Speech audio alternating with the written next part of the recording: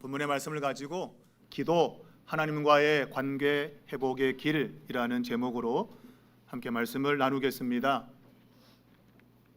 살아가면서 가장 의심스럽고 가장 위험한 말이 있다면 그것은 당신 내 마음 알지? 이거라는 생각이 들어요. 사람이 살면서 관계를 맺고 살아가는데 나의 마음을 상대방에게 드러내야 그 관계가 잘 이루어지는데 자기의 그러한 모습을 상대방에 보여주지 않고 하는 말, 내 마음 알지? 알긴 뭘 알아요? 독심술을 갖고 있나요? 표현해야 알아요. 그래야만이 좋은 관계가 이루어지는 겁니다. 내 마음 알지 이런 사람들의 삶을 보면 맨날 그 마음만 안다고 이야기하면서 달라지는 것이 없어요. 그러니까 차라리 그런 말을 하지 않는 게 좋아요. 혹시 그런 말 자주 하는 분, 상습범이 계시면 이제 그 말 하지 말고 이제 그것을 표현하세요. 자기의 마음을 표현하세요. 사랑한다 그러면 사랑에 대한 표현을 하시고 또 뭐 이렇게 안 됐다 하면 안 됐다는 그러한 표현을 하시고 하셔야지. 아무것도 안 하다가 내 마음 알지? 그것만 화딱지 나는 게 없어요. 화딱지가 납니다. 오늘 본문에는 솔로몬이 성전을 건축하고 하나님께 봉헌하며 드린 7가지 기도 내용 가운데에 마지막 2가지의 기도 내용입니다. 7가지 기도 내용 가운데 5가지는 성전에서 드리는 그러한 기도에 응답해 달라는 그러한 요청이고 나머지 2가지, 오늘 본문에 읽은 이 2가지는 성전에 올 수 없을 때 성전을 향해서 또한 성전이 있는 성읍을 향해서 기도할 때에 그 기도에 응답해 달라고 하는 요청입니다. 이 기도의 내용들은 단순히 마음에 가지고 있는 것이 아니라 그것을 입으로 표현하는 것입니다. 하나님 내가 이런 상황이 있습니다. 하나님 좀 도와주십시오. 그러한 내용을 담고 있어요. 성전 건축의 그 기초는 다윗이 닦아 놓았습니다. 다윗은 전쟁 중에 수많은 전쟁을 치르면서 어려운 가운데서도 하나님의 성전을 지을 마음만 가진 게 아니라 그것을 짓기 위한 모든 재료들을 준비했습니다. 하나님 내 마음 아시죠? 알긴 뭘 알아. 짓고 싶으면 마음만 있으면 되냐? 지을 준비를 해야지. 다윗은 마음만이 아니고 그것을 지을 수 있는 재료들을 힘든 가운데서도 준비했던 것이죠. 솔로몬은 그 준비된 재료를 가지고 성전을 건축을 했습니다. 이 역시도 솔로몬의 마음이 담겨 있다고 보겠습니다. 그는 단순히 성전을 짓고 봉헌하는으로 그치지 않고 하나님께 자신의 삶 속에 일어나는 모든 일들, 그런 일들을 예상하면서 하나님께 이 지은 성전을 향해서 하나님 기도할 때에 그 기도를 들어달라고 하는 간곡한 요청을 하고 있는 것입니다. 하나님 내 마음 아시죠? 그게 아니고 하나님 이러한 상황이 벌어질 때 하나님 좀 도와주십시오.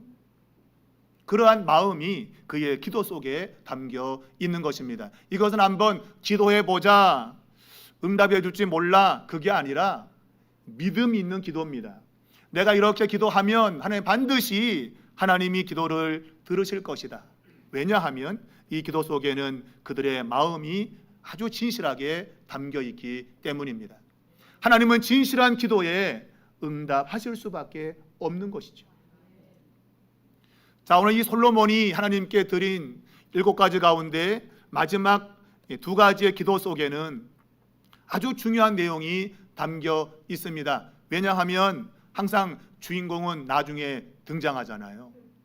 7가지 가운데 앞에 5가지도 물론 중요한 기도의 내용이지만 나머지 2가지, 그 가운데서도 마지막 7번째 한 기도는 기도의 핵심이자 클라이막스, 아주 절정의 내용을 담고 있기 때문입니다.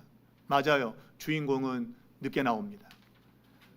자, 오늘 이 기도 속에 어떠한 중요한 내용이 담겨 있는가 전 세 가지를 말씀드리고자 합니다. 첫 번째는 하나님의 백성들의 성공을 위한 기도는 하나님의 뜻대로 드려지는 기도가 되어야 된다고 하는 겁니다.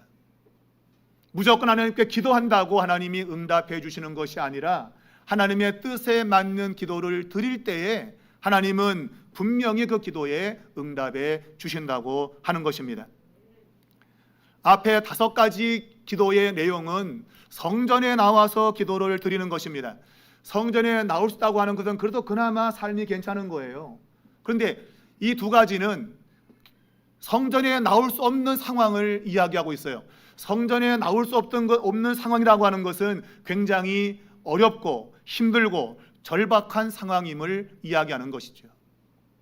그렇게 힘들고 절박하고 어려운 상황 가운데서 드리는 기도 하나님이 당연히 들어주시면 좋겠는데, 그런데 오늘 이 솔로몬의 기도 속에는 아무리 힘들고 어렵다고 해서 무조건 하나님이 들어주는 그런 기도가 아니라 하나님의 뜻에 맞는 기도여야 된다라고 제한을 두고 있는 겁니다. 우리가 어려울 때 그 어려움 가운데서 우리는 무조건 이 어려움을 해결하기 위해서 하나님께 기도할 때가 있습니다. 그런데 그 기도의 내용을 가만 더듬어 보면 그 기도의 응답을 통해서 하나님의 영광보다는 나의 욕심과 욕망이 채워지기를 바라는 그러한 마음이 훨씬 더 많이 포함되어 있다고 하는 거예요. 이 기도의 응답을 통해서 하나님이 영광을 받으시는 그 자체가 아니라 좀 더 내가 좀 잘 살고 내가 어려움과도 벗어나서 나도 좀 떵떵거리며 살고 싶은 그런 욕망이 그 안에 들어있는 기도일 수 있다고 하는 거예요. 오늘 이 6번째 기도는 전쟁하러 나갈 때 하나님께 드리는 기도입니다. 적국이 쳐들어왔든지 아니면 전쟁이 지금 벌어진 상태입니다. 그러면 전쟁하러 나가야 됩니다. 생존의 기로에 놓여 있는 것입니다. 전쟁을 이기면 살겠지만 전쟁을 지면 죽는 겁니다. 아주 절박한 상황 속에서 지금 전쟁터에 나가야 되는데, 그러니 성전에 나갈 시간이 없는 것이죠. 성전에 나가서 하나님 앞에 기도하고 나가면 될 텐데 성전에 나갈 만한 상황이 안 되는 것입니다. 아주 급박한 상황인 것입니다.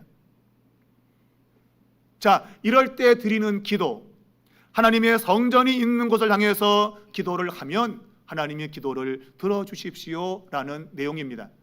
자, 절박한 상황을 드리는 기도인데 그 기도의 내용을 우리가 생각해 보면 그 절박한 상황이 하나님의 뜻 안에 있는 것이어야 하나님이 응답한다고 하는 겁니다. 오늘 본문 44절에 보면 적국과 더불어 싸우러 나갈 때에 주께서 보내신 길로 나갈 때에 라고 했어요. 주님이 보내신 길로 가서 적군과 싸우는 것입니다. 마치 그것은 가나안 땅을 정복할 때 벌였던 전쟁을 떠올립니다.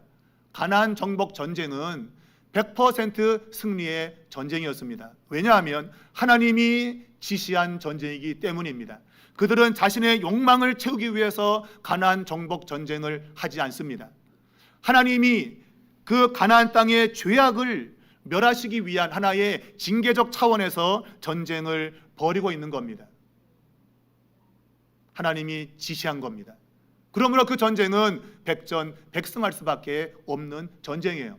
그런데 유일하게 한 번 진 전쟁이 있었는데 아이성 전투였습니다. 이 아이성 전투는 유일하게 가나안 정복 전쟁에서 패배한 전투입니다.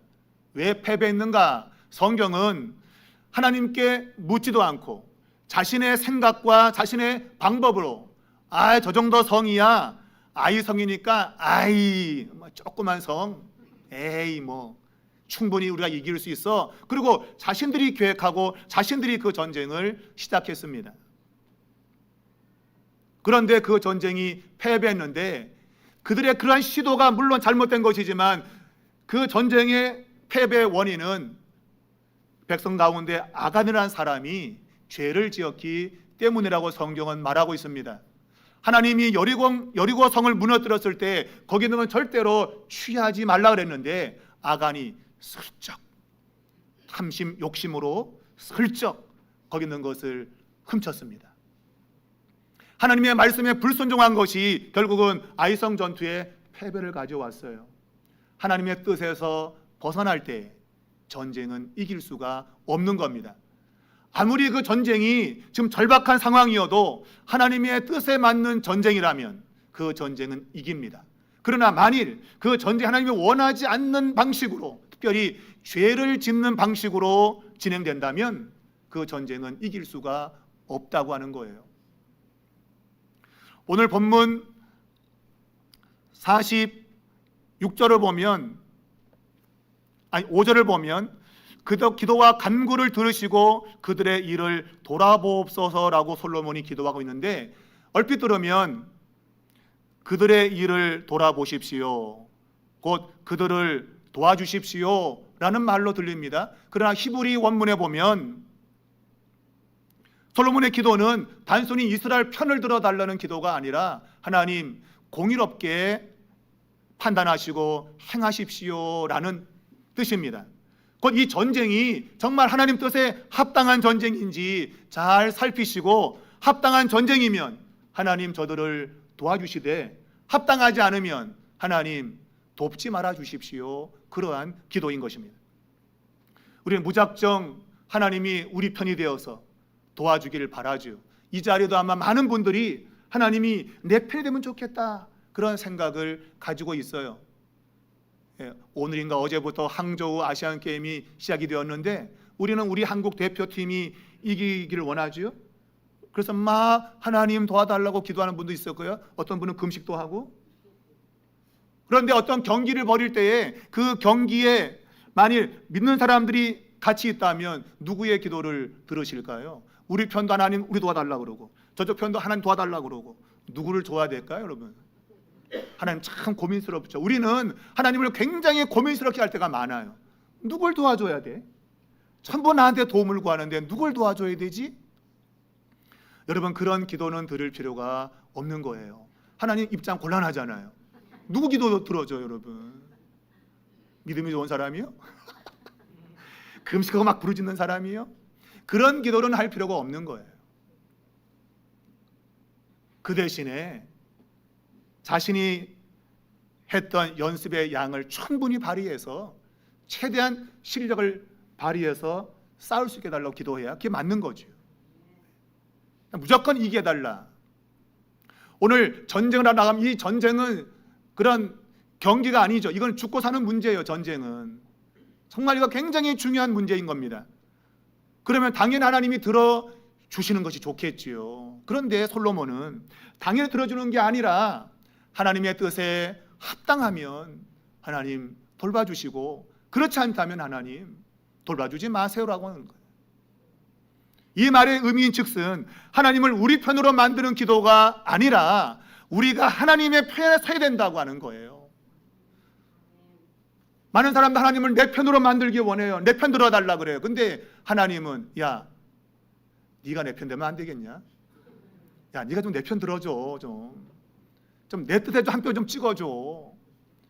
하나님은 그걸 원하시고 있는 거예요. 여러분, 이 세상의 삼라만상의 모든 일들이 일어납니다. 여러분의 삶에도 갖가지 일들이 일어날 거예요. 그러나 궁극적으로 하나님의 뜻만 이루어집니다. 그게 성경의 이야기입니다. 하나님이 뜻한 것은 반드시 이루어지나 인간의 도모는 허사인 것이고 그 경영은 이루어지지 않는다고 했어요. 내가 아무리 절박한 상황이라 할지라도 하나님이 원하지 않는 전쟁이라면 그 전쟁은 이길 수 없는 겁니다. 이 세상은 지금 마치 전쟁터와 같습니다. 여러분의 삶의 자리 치열하죠? 특별히 청년들은 그들의 삶의 자리가 너무 버거워서 포기하는 청년들도 있습니다. 오늘도 많은 젊은이들이 힘들어하고 어려워합니다. 어떻게 인생을 살아야 되지?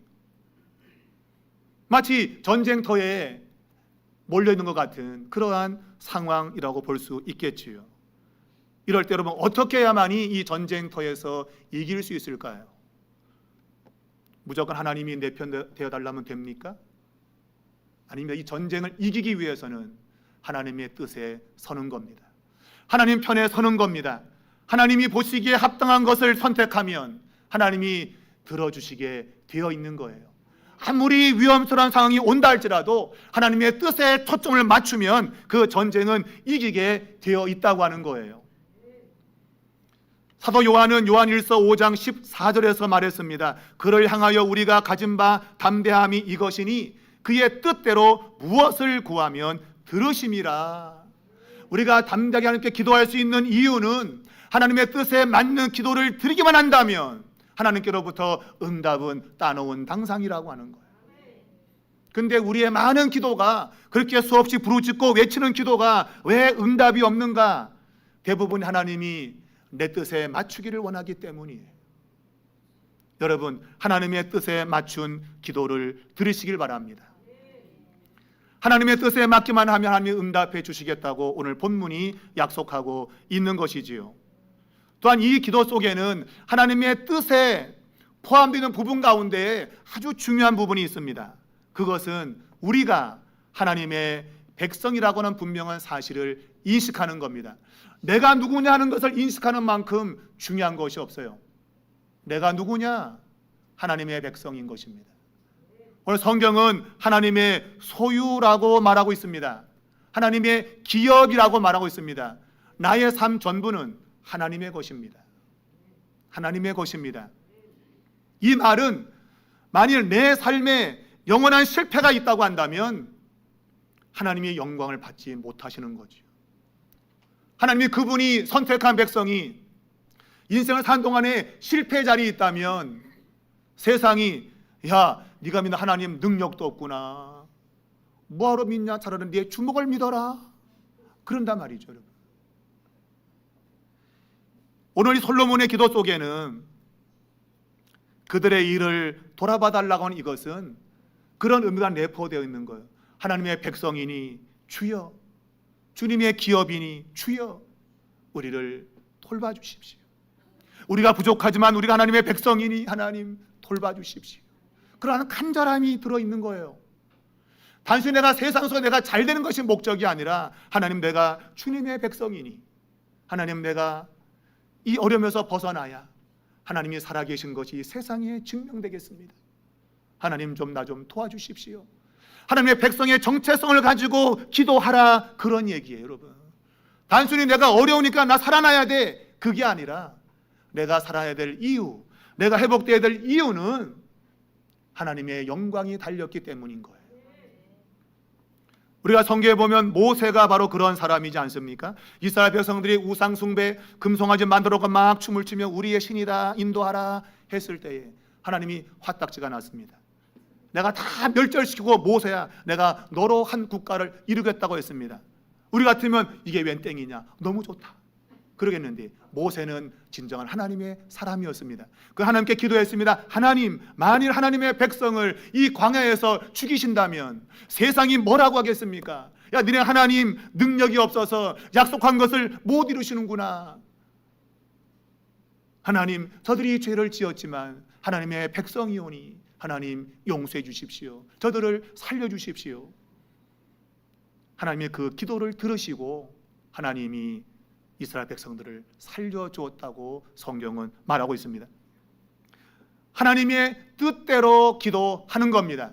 하나님의 백성들은 결코 이 세상에서 망할 수 없다고 하는, 하나님의 능력이 우리를 붙드는 이상 우리가 망할 수 없다고 하는 그러한 분명한 정체성을 가질 때에 여러분의 기도는 응답이 될 거라고 하는 거예요. 여러분, 하나님의 뜻에 맞추어 기도하시기를 바랍니다. 솔로몬이 1000번제를 드리고 하나님께 무엇을 구했습니까? 부경화를 구했습니까? 아닙니다. 그는 지혜를 구했습니다. 하나님이 그 기도의 제목을 보고 야, 내 마음에 합한 것을 구했구나. 하나님이 합한 것을 구했더니 그에게 부와 영화도 주었다고 성경은 말하고 있어요. 하나님의 뜻에 여러분 초점만 맞추기만 한다면 여러분이 구하지 않은 것까지 하나님이 보너스로 덤으로 주신다고 하는 것입니다. 너희는 먼저 그의 나라와 그의 의를 구하라. 그럼 이 모든 것을 너에게 보너스로 줄게. 이게 성경의 약속이 아니겠습니까? 여러분, 하나님의 뜻에 맞추어 사시길 바랍니다. 그것이 기도로 나타날 수 있기를 바랍니다. 두 번째는요, 솔로몬의 기도 속에는 하나님과의 관계 회복이 제일 중요하다. 다른 많은 것도 중요하지만 하나님과의 관계가 제일 중요한 것을 드러내 주고 있습니다. 성전에 나와서 기도해야 되는데 근데 성전에 나올 수 없는 상황입니다. 전쟁에 나가는 것도 물론 어려운 상황이지만 전쟁에서 져서 이방 나라에 포로로 끌려가 있는 경우는 절대로 성전에 나올 수가 없습니다. 이것이 가깝든 멀든 상관이 없지요. 아무리 가까이 있다 한들 내가 포로로 노예로 있는데 마음대로 성전에 나올 수 있겠습니까? 나올 수 없습니다.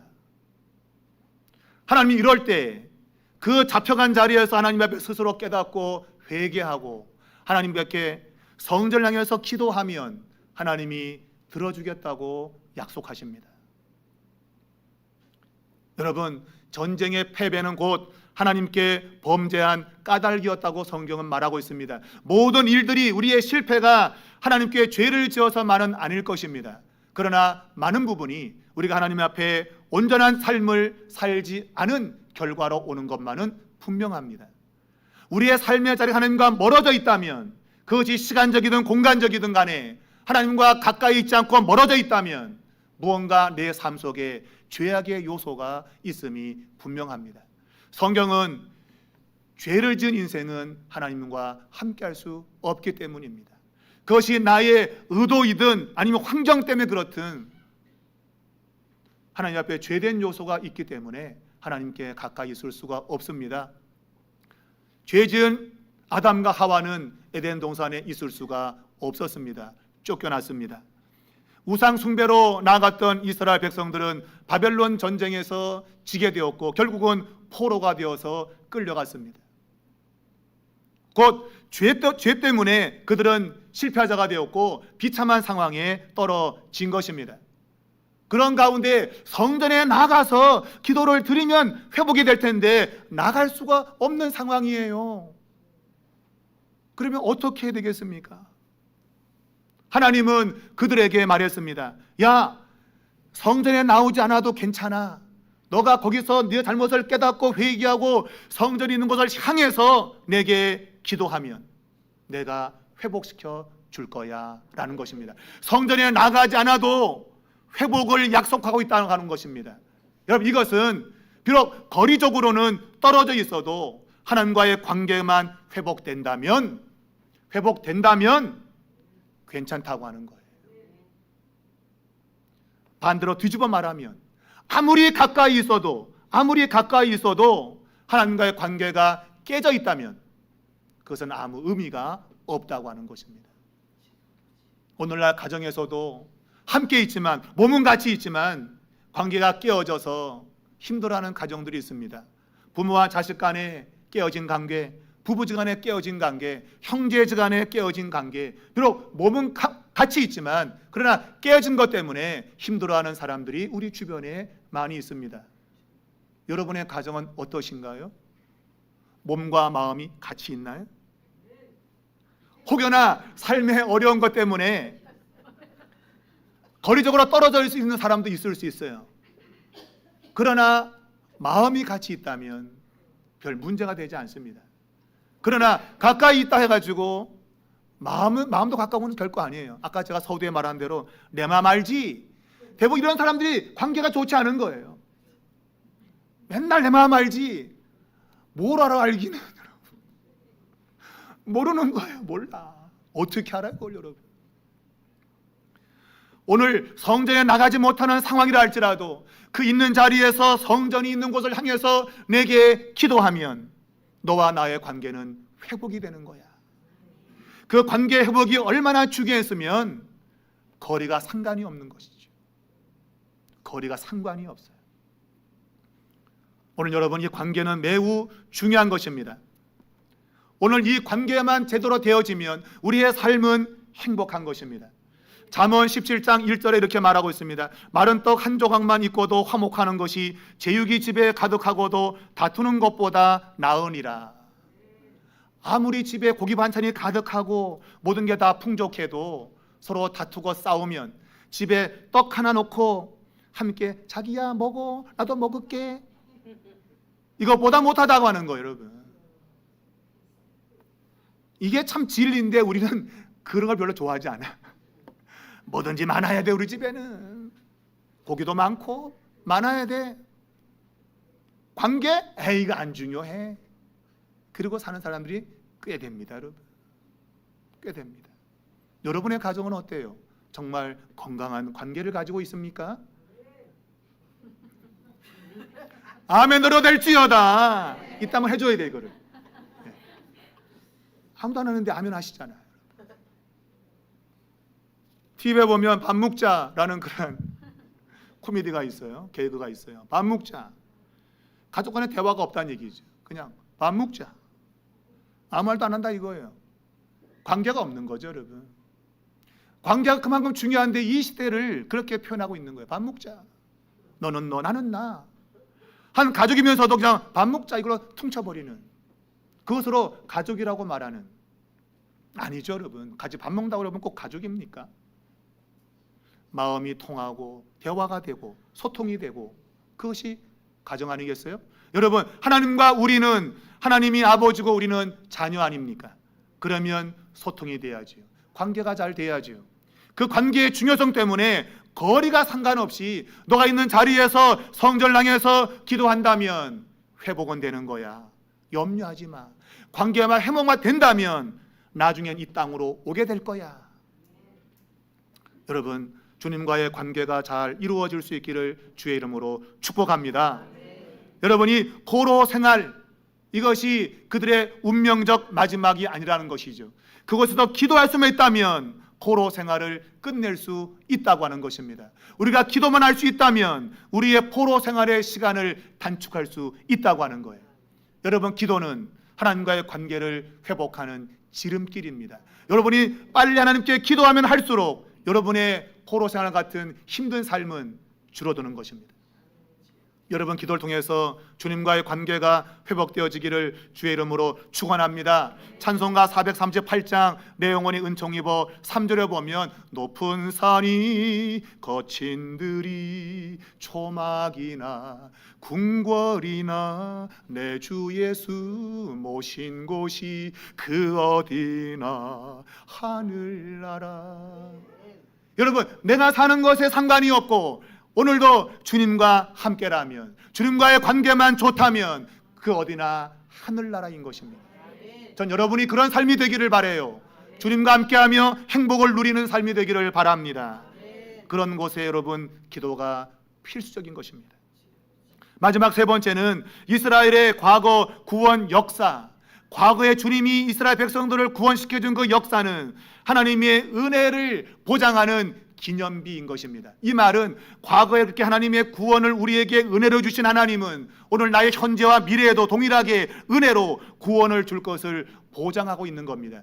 그걸 놓고 하나님께 기도하는 것입니다. 하나님, 과거에 우리에게 이렇게 은혜를 베풀어 주었지 않습니까? 하나님, 그래 지금도 하나님 우리에게 은혜를 주십시오.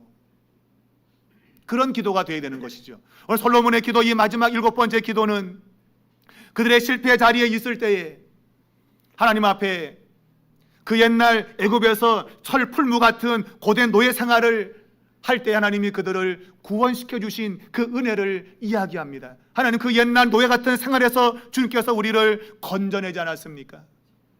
지금 이렇게 바벨론 포로에 와 있고 내 삶이 어려운 삶이 이루어지고 있는데 하나님, 지금도 하나님은 은혜를 베풀어 주실 수 있지 않습니까? 그런 기도를 드리라는 것이죠.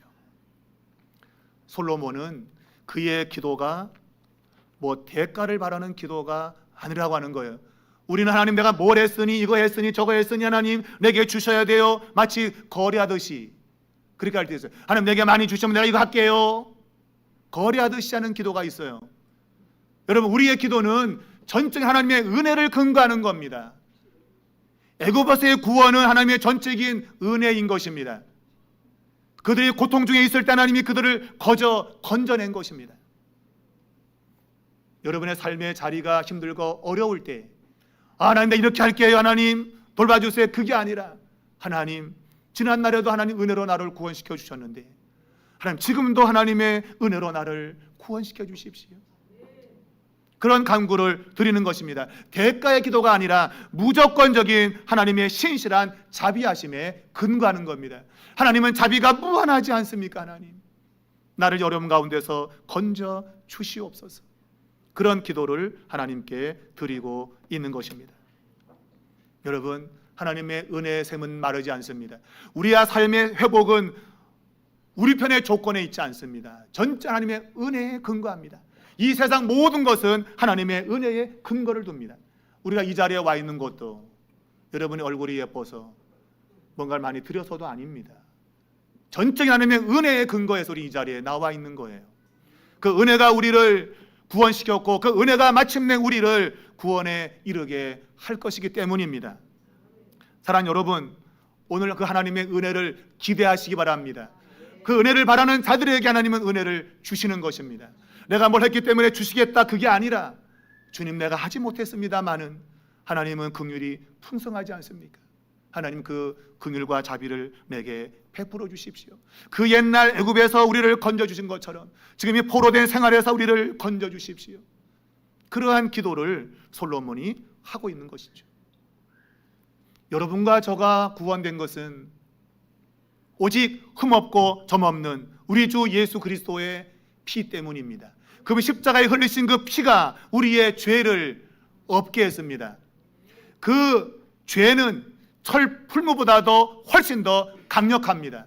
철 풀무는 육체적인 고통을 주지만, 그러나 죄는, 이 죄악은 우리에게 영원한 형벌을 줍니다. 지옥에 꺼지지 않는 불에서 영원한 고통을 받는 것입니다. 그런 자리에서 우리를 건져준 것은 오직 예수 그리스도의 보배로운 피밖에 없는 겁니다. 하나님이 그의 아들을 이 세상에 보내어서 그를 죽여 그 피로 말미암아 우리를 죄악에서 건져 주셨습니다. 그것이 우리의 미래의 근거입니다. 하나님이 그의 아들을 내어주신 아낌없는 그런 은혜를 주신 분이 무엇을 아끼겠는가? 여러분, 아들까지 내어주신 그분이 여러분을 위해서 뭘 아끼겠습니까? 만약 여러분이 자식을 키우는데 자식이 엄마 이거 좀 해줘, 아빠 이거 좀 해줘 하는데 뭐 어쩌 이 자식아? 그러면 그게 부모입니까? 그게 부모 아닙니다, 여러분. 부모는 자식이 달라 그러면 다 주는 겁니다, 여러분. 그게 부모입니다. 뭐 어쩌 이 자식아? 부모가 아닙니다, 여러분. 부모는 다 주는 겁니다. 왜? 그 자식이 나를 이어갈 생명이기 때문입니다. 하나님이 그의 아들을 십자가에 못 박아 피 흘림으로 우리에게 생명을 주셨습니다. 하물며 우리가 이 땅에서 필요한 무엇이든지 하나님이 주시지 않겠습니까? 아들의 생명까지 내어주신 분이 무엇을 아끼겠습니까? 바로 그 구원의 역사가 우리 미래 회복의 근거라는 것입니다. 여러분, 솔로몬은 성전을 하나님께 지어 바쳤습니다. 하나님은 성전에 거하시지 않습니다. 하나님은 초월적인 분입니다. 하나님은 사람이 만든 그 건물에 임하지 않습니다. 솔로몬도 말했습니다. 하늘의 하늘이라도 하나님을 받을 수 없는데 내가 지은 이 성전에 오시겠습니까, 하나님? 그런데 하나님이 그 솔로몬의 성전에 임하겠다고 했습니다. 내가 내 이름을 거기에 두겠다고 했습니다. 바로 이것은 사실은 같이 있을 수 없는 거예요. 하나님이 이 땅에 있을 수 없는데 하나님이 있겠다고 하신 겁니다. 바로 그것이 성전의 의미입니다. 하나님이 그의 이름을 두는 곳, 바로 그의 이름은 하나님의 능력을 의미하고 있습니다. 오늘 성전을 향해서 기도하는 그 사람에게는 하나님이 그 기도를 들어주겠다는 표시가 바로 성전이었습니다. 그래서 성전의 마음을 향해서 기도하면 하나님이 응답하시는 것입니다. 솔로몬은 성전을 지어서 하나님께 드렸지만 그걸로 완전하지 않습니다. 하나님은 그 성전을 폐했습니다. 왜냐하면 그 성전은 온전한 성전이 아니기 때문입니다. 하나님은 솔로몬이 바친 그 성전이라 그분 자신이 친히 성전이 되어서 이제는 떨어지는 것 없는 거죠. 죄를 지으면 포로로 끌려가면 거리가 멀어지게 됩니다. 그런데 그분이 지으신 새 성전은 떨어지는 법이 없다 이거죠. 그 성전이 누구십니까? 바로 예수 그리스도이십니다. 여러분, 예수님은 새로운 성전입니다. 하나님이 친히 지으신 성전입니다. 이제 그 성전은 떨어지지 않습니다. 떨어질래 떨어질 수가 없습니다. 이제 그 성전인 예수 그리스도, 그분이 우리 안에 계신 것입니다. 성령을 통하여 성령의 전을 삼으시고 우리 안에 계신 겁니다. 여러분이 그걸 기억하시고 여러분이 기도만 한다면, 주님의 이름으로 기도만 한다면 주님은 여러분의 기도를 들으실 거예요. 이제는 그분이 떨어져 나갈 염려가 없어요. 늘 우리 안에 계시고 우리와 함께 하시며 우리의 기도를 들으시고 응답하시겠다는 그런 강력한 약속을 주신 것입니다. 여러분, 그 사랑을 기억하셔야 됩니다. 이젠 그분은 절대로 우리를 떠나지 않습니다. 어제나 오늘이나 영원히 우리와 동행하시면서 우리의 기도를 들으시고 우리의 삶의 회복을 주실 것입니다. 이 자리에 있는 가운데 혹시 힘들고 어려운 삶 때문에 고민하는 분이 계십니까? 주님께 기도하십시오. 기도하면 주님이 들으십니다. 그것이 우리의 미래에 대한 가장 강력한 보장을 기억하시고 기도의 삶을 사시기를 주님의 이름으로 축복합니다.